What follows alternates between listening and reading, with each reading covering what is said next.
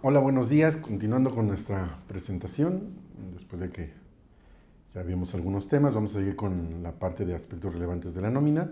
Sí, quiero recordarles que esta presentación, al igual que las otras que hemos realizado ya con anterioridad, las pueden encontrar en nuestras redes sociales, en nuestra página web. Ahí están los links, tanto de nuestras redes sociales en Facebook, Twitter, YouTube y demás, ¿no? Entonces, bien, para que ahí las puedan consultar las veces que quieran. Bien, ahora vamos a continuar con la parte de las revisiones del SAT en base a los CFDIs que hemos timbrado, ¿no? En la parte de nóminas. Bueno, pues como hemos visto, el Servicio de Administración Tributaria, cuando ejerce sus facultades de comprobación, las cuales están normadas en el artículo 42 del Código Fiscal de la Federación, pues las más comunes, entre otras, que vamos a platicar un poquito, versan en dos, ¿no? Pueden ser las revisiones de gabinete o visitas domiciliarias. En el caso de las revisiones de gabinete, bueno, pues son aquellas que cuando nos llegan una orden, que nos piden cierta información y nosotros esta información se la acercamos a la oficina de la autoridad revisora, ¿no? Y en el caso de las visitas domiciliarias, bueno, pues es cuando llega personal de la autoridad y se apersona a nuestro domicilio fiscal, nos entrega la orden de visita y la revisión, la auditoría se lleva propiamente en las instalaciones del contribuyente, ¿no? Creemos que estas son las dos principales facultades de comprobación de la autoridad, entre otras que menciona el artículo 42.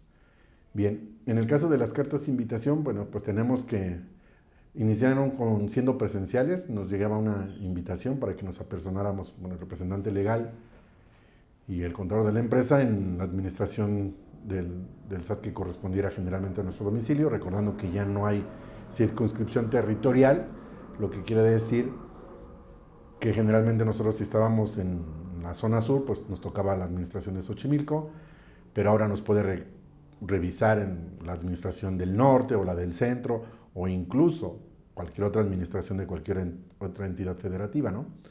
Pero, y esto se da mucho en las cartas de invitación cuando son virtuales, ¿no? En las cartas de invitación virtuales, ahora con la pandemia, pues lo que hizo el SAT fue, igual que todos, aprovechar las tecnologías, nos mandaban la invitación a través del buzón tributario para que nos conectáramos en una liga, ¿no? Que generalmente la autoridad utiliza Teams, y a través de esta reunión virtual, pues nos daba a conocer las inconsistencias, ¿no?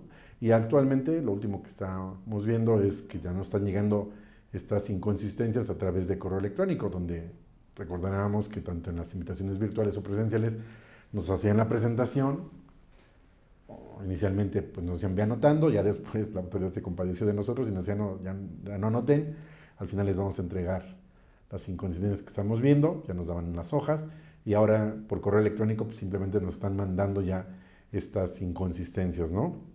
Bien, es importante mencionar, y por qué les digo de las facultades de comprobación, porque las cartas de invitación no son el ejercicio de facultades de comprobación. Entonces viene ahí la disyuntiva, si se atienden, si no se atienden, o qué hacemos en este caso, ¿no? Bien, nuestra experiencia, lo que nos ha dicho, es que sí las atendamos y vamos a ver más adelante por qué no. Estas cartas de invitación, bueno, pues como lo que hemos visto es que forman parte de programas de recaudación del SAT, no son hacia un contribuyente en específico, forman parte de diversos programas, como puede ser el de programa de vigilancia profunda, el de cumplimiento de obligaciones o de cobranza coactiva, ¿no? Bajo estas modalidades, entonces, las cartas de invitación no son, la autoridad no está ejerciendo sus facultades de comprobación, ¿no? Como ya vimos anteriormente. Entonces viene la parte que yo les decía de la disyuntiva de, entonces si las atiendo o no las atiendo. Como les mencioné, pues nuestra sugerencia es que se atendamos. ¿Por qué se da esta carta de invitación? Bueno, pues hay distintos motivos.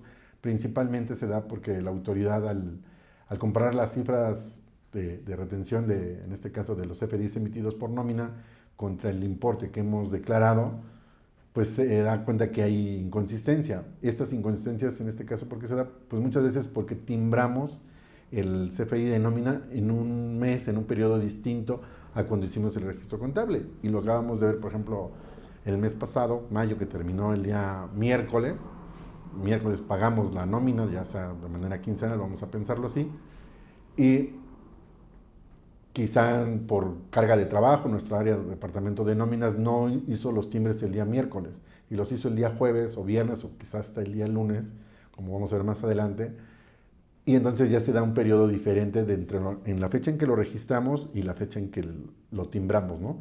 Entonces ahí ya nos genera discrepancia, bueno, a la autoridad le genera discrepancia porque pues, nosotros decimos la nómina corresponde al periodo de mayo, la registramos en el mes de mayo y el entero de las retenciones pues las hacemos en el pago provisional de mayo que presentamos en junio. Pero para la autoridad ya tiene una fecha diferente de la fecha de emisión del CFDI de nómina con la fecha en que se registró, ¿no? Entonces es muy común que suceda esto.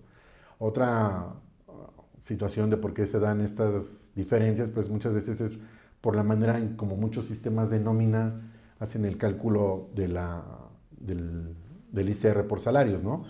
Hay programas que dicen el impuesto causado menos el subsidio al empleo y ya nos da al final el ICR retenido en su caso, ¿no? Entonces, en algunas ocasiones ese subsidio al empleo no lo presentamos como si lo hubiéramos entregado efectivamente al trabajador y lo que realmente considera la autoridad es el subsidio al empleo que efectivamente le entregamos al trabajador, no el que causamos, sino el que realmente le entregamos, ¿no? Entonces también se da por esta situación. Otra situación, bueno, pues es cuando en muchas ocasiones las empresas por falta de flujo para el correcto cumplimiento de las obligaciones no enteramos las obligaciones, y pues muchas veces pasan 1 o 2 periodos y no las enteramos y quizá después hasta se nos olvida que tenemos ese pasivo ahí, ¿no? O 2, cuando pues también por la misma razón de falta de flujo no enteramos la totalidad de las retenciones que efectuamos, ¿no? Entonces la autoridad cuando compara dice, a ver, yo tengo que emitiste CFDIs por nómina con retenciones por 10,000 pesos, voy a poner un ejemplo, y me estás presentando 6,000, pues hay una inconsistencia, ¿no? Entonces muchas veces pues también por eso es que nos está invitando a que nos corrijamos, ¿no? Entonces, ¿qué vamos a hacer en este caso de cuando recibamos una carta de invitación? Bueno, pues lo que yo les decía es que sí se atiendan, y vamos a ver más adelante por qué. Vamos a tener que revisar en estos casos para evitar que se den estas diferencias, bueno, pues hay que revisar oportunamente que los timbres, los CFDIs de nómina sí se timbren en el periodo que correspondan, revisar que cumplamos nuestras obligaciones en el entero de las retenciones que hayamos hecho y que el CFDI de nómina indique de manera clara el periodo de pago, ¿no?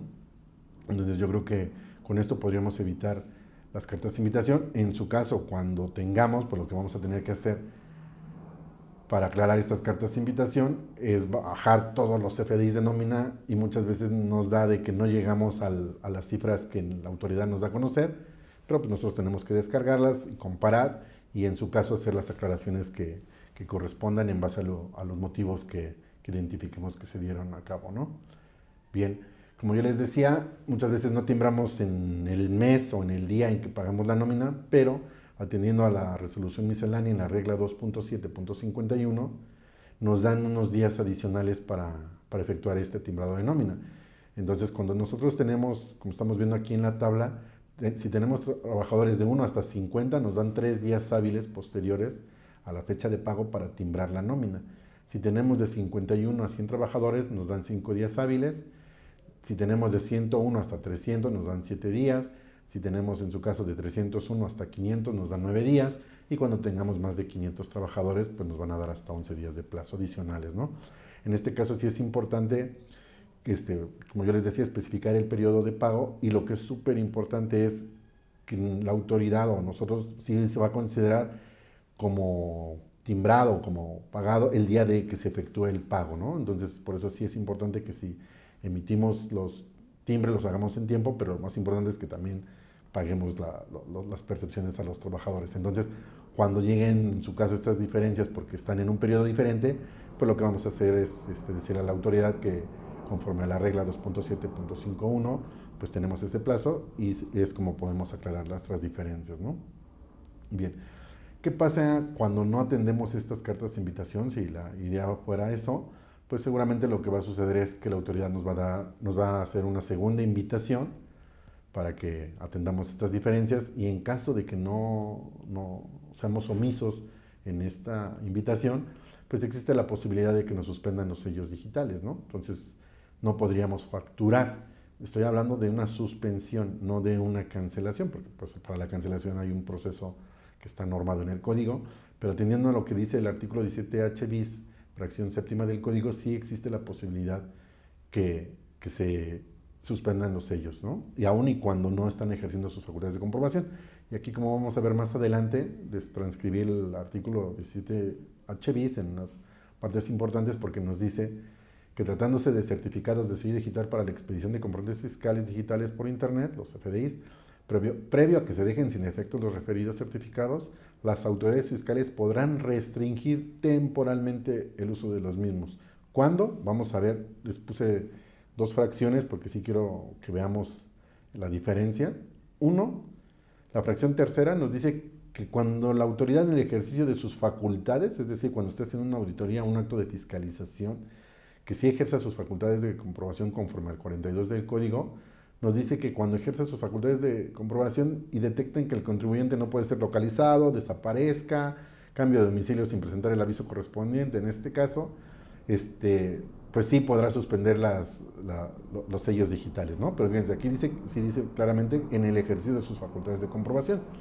Y en la fracción séptima, que la que mencionaba, dice que cuando detecte, en este caso habla de valor de actos y actividades para IVA, pero en este caso que estamos viendo nóminas, nos dice que cuando detecte que el impuesto retenido por el contribuyente o manifestado en las declaraciones de pagos de retenciones no concuerden con los ingresos o valor de actos o actividades señalados en los comprobantes fiscales digitales, en los FDIs, sus complementos de pago, los estados de cuenta bancarios, etcétera, o en las bases de datos que lleven las autoridades fiscales o que tengan en su poder o a las que puedan tener acceso, ¿no? Entonces, aquí es donde sí, aun cuando no esté realizando sus facultades de comprobación, con este simple cruce de información, sí se puede dar una situación por la cual nos puede llevar a una suspensión de los sellos. Y esto anteriormente no estaba. Por eso antes decíamos que las invitaciones pues eran como invitamos, cuando nos invitan a una fiesta, si vamos o no vamos, que ya es decisión nuestra. Y en este caso, bueno, pues esta es una reforma de 2021, que entonces sí ya como que de en cierta manera nos obligan a atender estas invitaciones, ¿no? Por eso es que nuestra opinión pues es que sí se atiendan y sobre todo pues para estar conscientes de si es que realmente tenemos alguna omisión o simplemente tendríamos que aclarar a la autoridad que no hay omisión, que son, como mencionamos hace un rato, pues que se timbran en un periodo diferente al que se pagan o al que se registran en la contabilidad y pues ni siquiera hay omisión, ¿no? Pero pues eso la autoridad no lo sabe y nos lo está dejando de nuestro lado para que lo aclaremos. Bien, en este caso, como vimos, pues no hay una normatividad para atender las cartas de invitación. Generalmente, ¿qué sucede cuando vamos o tenemos la entrevista virtual? Pues que nos dan un plazo de 10 días para atenderlas, ¿no?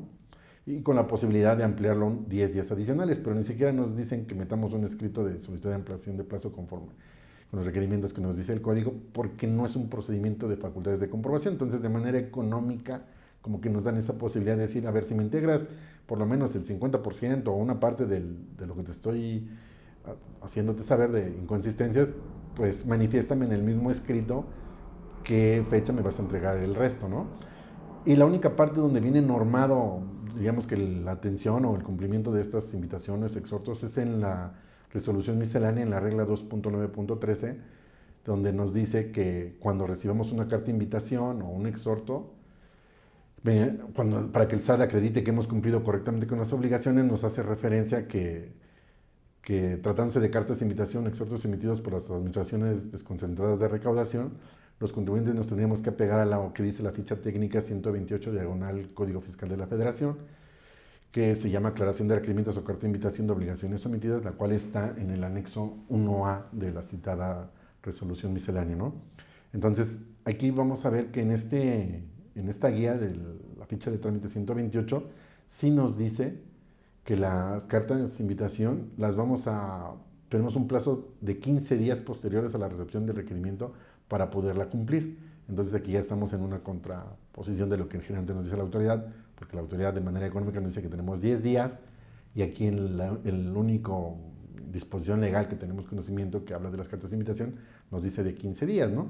E incluso pues lo que nos dice es que la tenemos que atender a través del portal del SAT, en la página de trámites, en mi portal, en el apartado de trámites y demás, y vamos a ver más adelante cómo lo hacemos, ¿no? Pero entonces sí está esta situación que la única disposición legal que tenemos conocimiento nos da 15 días, ¿no? Bien, en su caso, pues tendremos que ingresar al al portal del SAT. Ya saben, podemos acceder con nuestro RFC, la contraseña, y vamos a irnos a servicios por internet, en la parte de aclaraciones, solicitud, y aparecer un formulario. Y ahí vamos a vamos a buscar el trámite que vamos a hacer, que va a ser requerimiento, control de obligaciones, y en el asunto pues vamos a poner la razón de la contestación de esta carta de invitación. En su caso adjuntaremos la información que nos esté requiriendo, ¿no? Entonces, sí es importante que tengamos controles que nos permitan verificar que estamos timbrando oportunamente. En su caso, no excedernos de los días que nos da la resolución, y pues en la medida que sea posible, pues cumplir con el entero oportuno de las retenciones que efectuamos, ¿no? Entonces, no sé, de mi parte ahorita, con esta parte concluimos la parte de las revisiones del SAT, y vamos a ver más adelante el otro tema que nos está llevando por parte de la Secretaría de Finanzas, ¿no? Y bueno, pues los invito a que sigamos este webinar y las demás presentaciones, que nos sigan en nuestras redes sociales y la pueden consultar ahí las veces que quieran, y de cualquier manera estamos a sus órdenes en las oficinas. Bien, continuando, déjenme tomar un poquito de agua porque sí, nos tenemos que refrescar un poquito. Bien, continuando con la presentación, algo que les quiero platicar es de lo último que estamos viviendo por parte de la autoridad, en este caso la autoridad local, respecto de la nómina, ¿no? Y son diferencias determinadas por la Secretaría de Finanzas de la Ciudad de México, en este caso, en el caso de impuestos sobre nóminas, ¿no? Pues, ¿qué sucede? Que también ya la Secretaría de Finanzas, pues, aprendió el camino de la contraparte federal, y también está emitiendo cartas de invitación para donde nos dice que tenemos diferencias, que según sus cálculos de ellos, tenemos diferencias en el cumplimiento del impuesto local sobre nóminas, ¿no? En este caso, bueno, pues también lo que dicen las cartas invitación no hacen referencia a que sean facultades de comprobación, las cuales están en el Código Fiscal de la Ciudad de México. En este caso, en el artículo 73, habla de las visitas domiciliarias, la fracción primera, donde nos dice que parte de las obligaciones, o en este caso que el objetivo de las visitas domiciliarias es verificar el monto total de salarios y demás prestaciones que se derivan de una relación laboral, ¿no? Pero pues las cartas de invitación no están fundamentadas en este artículo. ¿En qué lo están haciendo? Vamos a ver más adelante. Bueno, pues nos está llegando por un correo ordinario. Como vimos, no están fundamentadas en el articulado de las facultades de comprobación. Y lo que están fundamentando pues es en el Código Fiscal de la Ciudad de México, en su artículo 8, que nos habla de la obligación del pago de las contribuciones, el artículo 9, la fracción 1, que es relativo a los impuestos, el artículo 21, que es relativo al domicilio fiscal de los contribuyentes que tengan su domicilio en la Ciudad de México, y en relación con los artículos 6 de la Ley del Territorio de la Ciudad de México. No, esta ley, en el artículo 6, lo que nos habla es de los elementos que componen el territorio de la Ciudad de México, y del artículo 7, que son las alcaldías en las que está dividida la Ciudad de México. Entonces, si vemos, estos artículos realmente no están fundamentados en cuanto a que son facultades de comprobación. Entonces sucede lo mismo con las cartas de invitación del SAT, ¿no? Pero en este caso, pues también lo que nos sugerimos es que se atiendan, ¿no? ¿Qué da origen a estas cartas de invitación? Bueno, pues ese cruce de información que está haciendo la autoridad local con la base de datos del IMSS, ¿no? En este caso lo que está haciendo es cruzar, tuvo un convenio de colaboración con el IMSS, donde comparten la base de datos y dice, a ver, según en el IMSS, tú estás haciendo pagos, ya sea mensuales o bimestrales, por este monto, que en teoría es la base del salario, y está haciendo un cruce, hay unos cálculos medios extraños, porque entonces toma la base del Seguro Social, que es un salario diario integrado, un salario base de cotización, el cual integra pues, distintos elementos que no necesariamente se pagan en ese momento, o que hay pagos que se hacen al Seguro Social que no están necesariamente ligados al objeto o a la base del impuesto sobre nómina, ¿no? Pero bueno, la fundamentación es este cruce de información entre lo que tenemos en la base del Seguro Social con lo que la autoridad tiene registrado de pagos, y de ahí está determinando diferencias, ¿no? Recordemos que la base del impuesto sobre nómina está en el artículo 156 del Código Fiscal de la Ciudad de México, donde pues, vienen 10 nueve partidas que nos dicen que son las obligaciones o que son la base del Seguro Social, ¿no? Pues como vemos son los sueldos y salarios, el tiempo extraordinario, los premios, primas, bonos, estímulos o incentivo, compensaciones, gratificaciones, aguinaldos, participación patronal al fondo de ahorro, las primas de antigüedad, comisiones y en su caso también los pagos realizados a los administradores, consejos de administración o directivos de vigilancia, ¿no? Entonces si vemos, pues no todos estos elementos son iguales a la determinación del salario base de cotización, ¿no? Entonces ya de entrada, pues ahí hay algunas situaciones que no cuadran. Dos, pues también la base de determinación de las cuotas obrero-patronales del IMSS, pues muchas veces, como ya vimos, difieren en las percepciones que se pagan, muchas son anuales, como ya vimos, y pues hay otros elementos como las incapacidades y ausentismo que juegan un papel relevante en esta situación, ¿no? Para efectos del IMSS tienen un rol y para efectos del impuesto sobre nóminas tienen otro, ¿no? Y sobre todo también hay una situación muy importante, ¿no? Que tenemos patrones que tienen trabajadores en distintas entidades del país, ¿no? Tienen quizá trabajadores en el Estado de México o en Querétaro, etcétera, y pues en esas entidades se paga el impuesto local sobre nóminas, ¿no? Pero nada más tienen un solo registro patronal. Entonces, pues es ahí, por eso digo que está erróneo la autoridad, pero bueno, pues está haciendo su procedimiento, porque toma la base de lo que pagamos de Seguro Social, donde incluso pues nada más tenemos un solo registro patronal y estamos pagando el IMSS y demás de todos mis trabajadores, aunque los tengo repartidos en distintas entidades, ¿no? Entonces, pero aún así, pues la autoridad está diciendo que hay discrepancia, ¿no? Entonces, ¿qué tenemos que hacer? Bueno, pues atenderlas.